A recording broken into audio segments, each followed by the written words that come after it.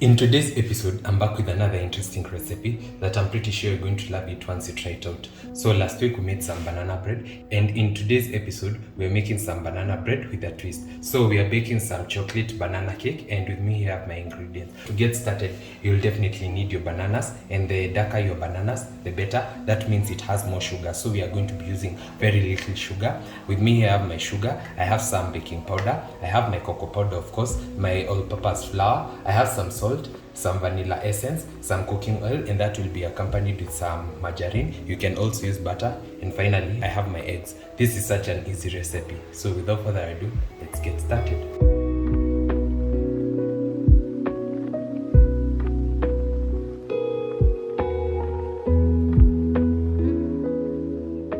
So I'm going to start off by mixing my dry ingredients, and that's some cocoa powder. I'm also going to add in my baking powder. Then I'm going to mix this, and always remember to sift your flour whenever you're using some cocoa powder, because it always contains some lumps and we do not want that in our cake. Then I'm going to proceed to mash my bananas, and the more bananas you add, the better for you.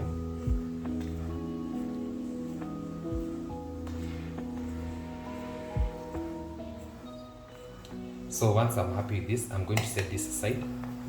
Then I'm going to peel and mash approximately 1 cup of bananas.